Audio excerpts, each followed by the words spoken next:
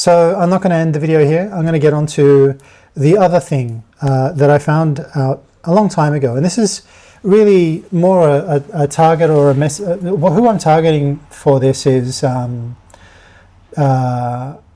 people who want to be able to engage, tell stories, have fun with AI, maybe, have a particular skill set like myself. I'm an editor. I don't do graphics. I do a little bit of writing on the side. I enjoy that. It's a hobby of mine.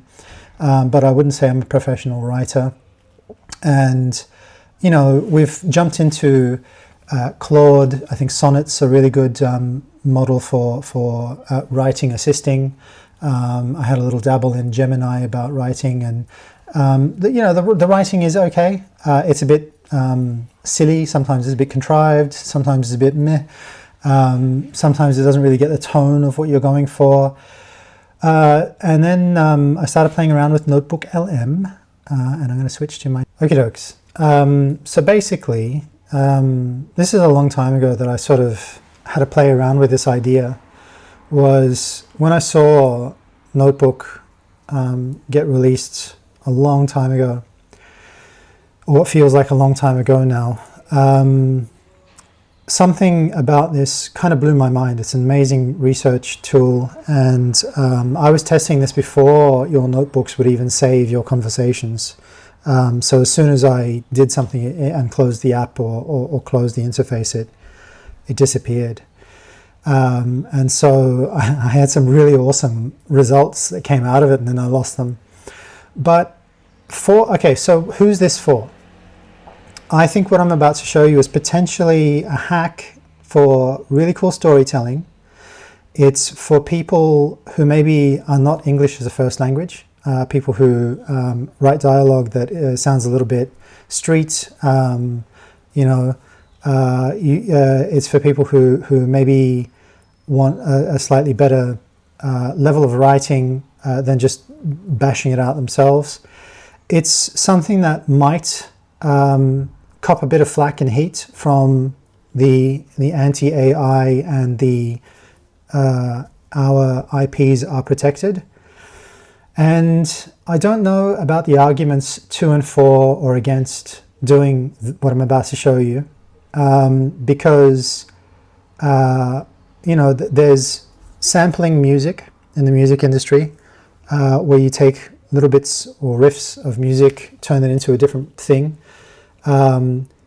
In films, and this is even referenced as meta in movies that I've watched, where they'll say, there'll be a movie about producers or filmmakers, and they're like, I think it even happened in Entourage, where they were having a conversation, and they're like, pitch me a movie, and they're like, well, it's like Anne of Green Gables meets the Terminator, and they're like, yeah, great, we love it, So essentially, what I did a while back, as just for fun and experimentation, just to say, what's NotebookLM good for? And then I had this epiphany: is you can take a bunch of movie scripts. You didn't see me say it, you just heard the voice. You can take a bunch of movie scripts and mash them together, and then tell NotebookLM to change the characters, change the protagonist and antagonist and all the other stuff, change the style of the stuff, and just do you a mashup of 3 or more movie scripts. I think there is a magic number. Too many will get a little bit messy and crazy. And I think the original test that I did was like, I want to see what it would be like to take James Cameron's Abyss, The Matrix, and Terminator, and do some well, I can't remember what I ended up evolving it into, but it became a story about like an undersea parasite, and they had to send a killer robot down. No, it was like there was an alien living under the sea, sort of, last of its kind, survivor, and it was on a space station, and there was like a parasitic organism that it was sort of safeguarding. So it was a gatekeeper, and humans went down there and they had like and so I think the Terminator part of the script was the parasite itself trying to get out, and man, it actually worked. It started ripping through those stories. So what I'm going to do is I'm going to try to again keep these videos as short as I possibly can for the 3-minute retention. This is going to be way longer. I'm sorry. By now, I think I figured out that I just ramble, but let's go through this. So I'm going to just jump to when I've fed it a bunch of sources, and I'm not going to show you that process. You can figure that out for yourself. Oh, but I do just kind of want to touch on, so the argument is it stealing? Kind of, maybe. Is it using existing IPs? Kind of, maybe. Is it getting mashed up enough? I think so. Does it still resemble what it used to be? I don't know. Like the changes are significant enough.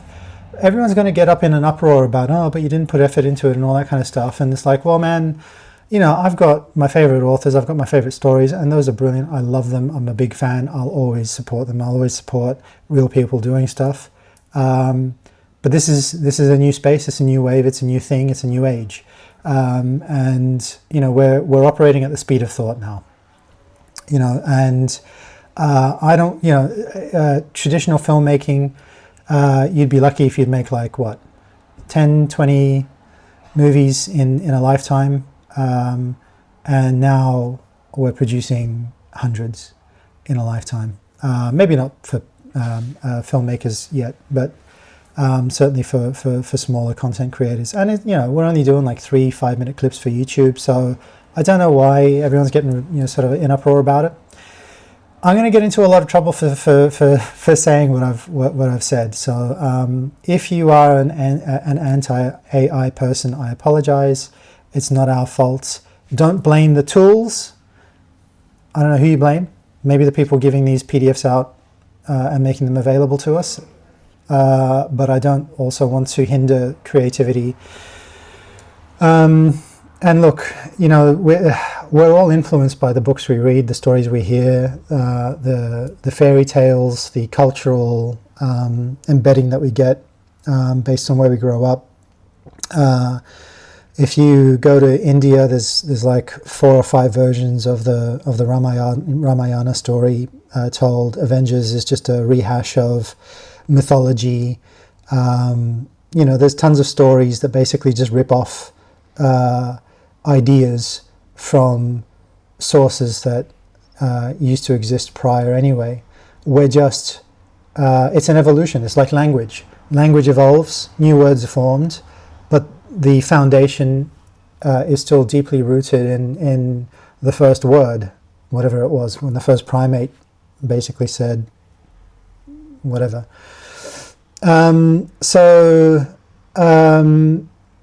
When the first primate said like, subscribe, whatever. So what I'm going to do is go ahead and stop rambling, because no one wants to look at just an empty screen. So what I decided on is I'm going to take Neuromancer, which is an amazing book, which essentially is like one of the main inspirations for the cyberpunk world. It inspired movies like The Matrix. It inspired Cyberpunk 2047. In fact, I played Cyberpunk 2047 first, loved it, really had a lot of fun with it. And then I read Neuromancer and I just went, oh my God, these guys basically carbon copied Neuromancer almost. And then Matrix just took a slightly different part of that concept. So again, to all of you AI haters, it's people have been ripping your stuff off since day one. The other source that I decided to go for was Philip K. Dick's "Do Androids Dream of Electric Sheep," which is the inspiration for Blade Runner. It is essentially Blade Runner. The book actually had a really funny scene that wasn't in the original Blade Runner movie, where Deckard, he obviously he's hunting androids, and he's got the Voight-Kampff test, where they read the emotional responses to questions by filming the eye. And what happens is that Deckard actually gets arrested in a different district of the city, and he gets taken to a police station, and they do their own version of the test on him, and they accuse him of being an android. And so, I think that's a really interesting story that's omitted from Blade Runner, because we, in the movie, we're made to believe that Deckard is 100% a human. But what Philip K. Dick here is suggesting is that actually nothing is actually real in that world. That at the very end, there's a scene. Spoiler alert! At the very end of the book, there's a scene where Deckard ends up in a desert, and I actually think the book is really funny. I'll get into it later. Maybe I'll do a book review about why I think it's funny. But there's just a lot of really absurd reasons why Deckard goes on his journey. There's a really funny payoff for that at the end, because he's got this magazine which has the price of all of the fake animals that he wants to buy for his depressed wife. And he's like, maybe if I capture these 5 androids, I'll be able to buy my wife a real horse. And that, it's about showing off status as well to fit in with his neighbors. But the thing is that his neighbors actually, even though they say that they have real animals, they all have fake animals. So it's a world of lies, but it's a really interesting kind of parallel of what's going on here. Is so many people just are fake. I don't want to sort of get in trouble with influencers, but influencers are fake. So what happens is, at the end of the book, he ends up basically about to die, and just when he's sort of on his last legs, he's crawling through a sandstorm desert, and there's a frog, like a toad, a really ugly toad, and he's like, oh my God, is that a toad? And he pulls out his magazine, and he basically goes to Toad, and his eyes go wide, and he's like, this thing is worth a fortune. And he crawls and trudges his way over to this ugly toad, grabs it, turns it over, and it's got the company name scrolled into the base of the toad. And that essentially, in the end, is Philip K. Dick saying everything is fake, everything is a droid. The droids have taken over. And actually, you know what? That's a really funny kind of metaphor. This guy wrote this book such a long time ago that he's almost predicting that by the end of, maybe this is a possible outcome for AI, is that everyone in the world will end up just being one of these androids. Maybe humanity will stop being organic. And I'm not saying that that's the outcome. I think humanity will always fight for survival, and I'm not going to get into it. But basically, yeah, it's pretty funny. And now thinking about it, seeing what's happening in the world, it's a pretty interesting metaphor. And then I decided to go for Hercule Poirot, Agatha Christie, amazing detective stories and all that kind of stuff. And as you can see, these have all loaded into the NotebookLM. And what I'm going to do is I'm I'm going to say to NotebookLM now. Oh my God, I don't know if this is going to land me in trouble doing this and showing this to you. This is essentially like opening up Pandora's box. Can you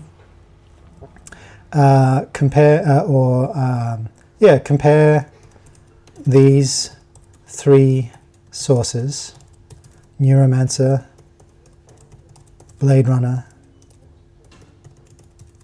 and Hercule Poirot, Poirot,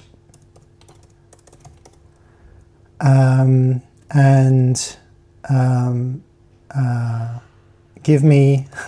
Oh my God, this is. I swear to God, if there's a hell that I'm going to go to that involves crimes against humanity, I think this is the AI version of that. Give me three possible stories that we could tell using common themes, story arcs, and concepts.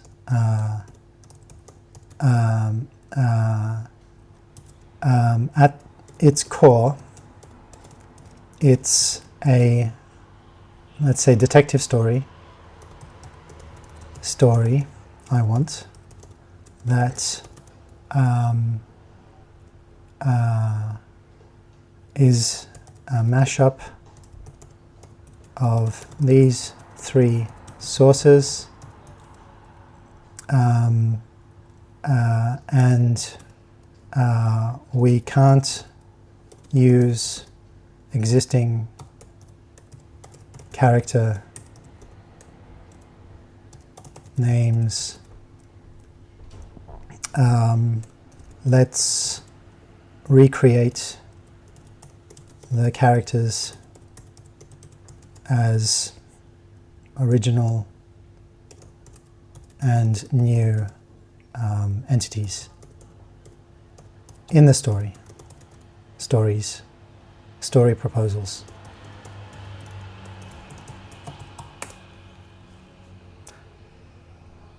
Time to go to hell. Oh, the other thing is, like, on the topic of Hercule Poirot, the Netflix series of movies that I really loved, the Glass Onion and the Knives Out, that's Poirot. That's, you know, here we go. So its response: we seemingly vastly different, while seemingly vastly different in setting, Neuromancer, Do Androids Dream of Electric Sheep, and Hercule Poirot mysteries share deep structural and thematic DNA. I know this because I tested this a long time ago. I'm just going to read the bold stuff. You guys can play around with this stuff if it's useful. At their core, all their sources explore the deception of outward appearances, the conflict between cold logic and human empathy, and the unraveling of complex hidden motives. Story one, the empathy construct.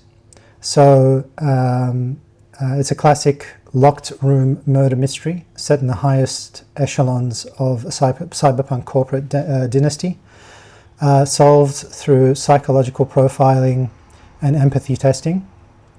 A little bit heavy on the Blade Runner stuff. Shadows in the Ash, a neon noir bounty hunter chase that evolves into a meticulous poisoning investigation. Kind of curious. Number three, the Digital Labyrinth, the cyber espionage heist, intertwined with psychological thriller where a victim is manipulated into their own demise. That sounds awesome. Okay, that sounds cool to me anyway. You might have liked 1 and 2, but I like number 3, and this is my channel, so I get to do what I want. So story 3, I like story 3. Give me a proposed Look, okay, so now we're not going to get it to write the whole, let's say, episode, if you want to do an episodic. Doing like a long form story here might, I mean, it's possible, you could test that. But I think in the past I found that too much immediately becomes problematic. So what you do is you do it in sections. And when you do it in sections, like I'm about to, you can save that conversation into a little sidebar here, and that becomes one of the sources that it references. And then you can kind of get it to continue building off that. I think it sort of has a little bit of a disadvantage in doing it that way, which is it starts to deviate in a weird direction sometimes. And once you embed it, it becomes lore. So yeah, it just depends on memory, compute, all that kind of stuff. But supposedly we have 1 million tokens. That's 20 books or more. And so let it rip. I'm going to do it the way that I remember from like a year ago almost, I think. So I like story 3. Give me a proposed. Do we want to say scene 1? Yeah, we'll say scene 1. 1 written as a film script with descriptions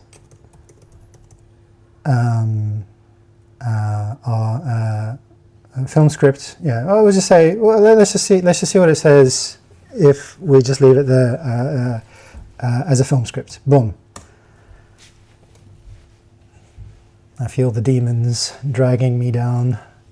So what you could actually do is say, okay, what exactly is the crime and how, you could get it to develop first. You can go, ooh, that's an interesting idea. How do I want to know more about this and that. And you can have a conversation with it, ping it for ideas, and